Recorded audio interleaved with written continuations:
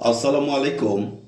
সুপ্রিয় দর্শক শ্রোতা, আশা করছি আল্লাহ পাক রব্বুল আলামিনের রহমতে বেশ ভালোই আছেন। দর্শক, আপনারা অনেকেই আমাকে বলেছেন 612 ডিমের ইনকিউবেটরের ভেতরে কোয়েল পাখির বাচ্চা এবং টাইগার মুরগির বাচ্চা কিভাবে ফুটে এর উপর একটু ভিডিও দিতে। দেখতে পাচ্ছেন দর্শক, এখানে আমাদের একটি ইনকিউবেটরের কারখানা রয়েছে।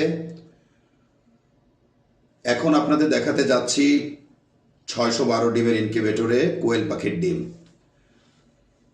দেখতে পাচ্ছেন দর্শক, এইখানে স্যাটার রয়েছে, এখানে রয়েছে কোয়েল পাখির ডিম।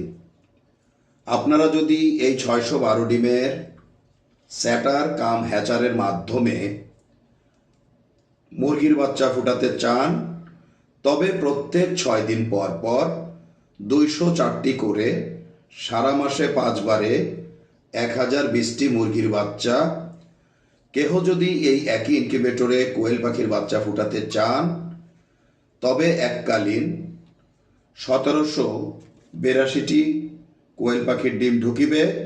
সারা মাসে 3564টি কোয়েল পাখির ডিম ফুটানো যাবে।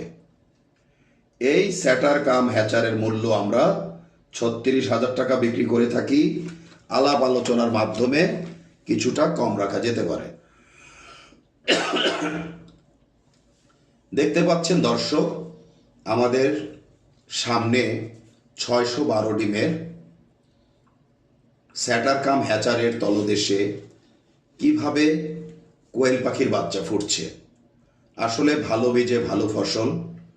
ঝুড়ির দিকেই লক্ষ্য করলেই দেখা যাচ্ছে বা বোঝা যাচ্ছে বাচ্চা ফোটার হার, বাচ্চা ফোটার মান এবং কোয়ালিটি। দেখতে পাচ্ছেন দর্শক, এটিও হচ্ছে একটি 612 ডিমের স্যাটার কাম হ্যাচার। এখানে টাইগার মুরগির ডিম বসানো রয়েছে।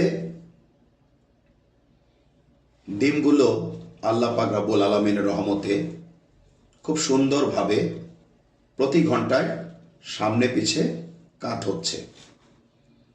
দেখতে পাচ্ছেন দর্শক, আন্তর্জাতিক মানের বডি, ডিস্ক হিউমিডিফায়ার এবং যে কোনো সময় বজ্রপাতে যদি আপনার ইনকিউবেটরের কন্ট্রোলারটি জ্বলে যায় বা পুড়ে যায়, তাৎক্ষণিক আমাদের লাল সুইচটি চেপে দিলে আপনাদের ডিম নষ্ট হওয়ার সম্ভাবনা থেকে আপনি বেঁচে যাবেন। যেহেতু আমাদের ইনকিউবেটরের কন্ট্রোলারটি ঘরে বসে মেরামত করা যায়, তাই আপনারা আমাদের সাথে পরামর্শ করে কিংবা মেকারের সাথে যোগাযোগ করে আপনি আপনার ইনকিউবেটরটি ঘরে বসে মেরামত করতে পারবেন। এভাবে মেরামত করে প্রতিটি কন্ট্রোলার 5 থেকে 10 বছর যে কেউ চালাতে পারে। দেখতে পাচ্ছেন দর্শক, টাইগার মুরগির বাচ্চা দেখা যাচ্ছে। আসলে ভালো বীজে ভালো ফসল।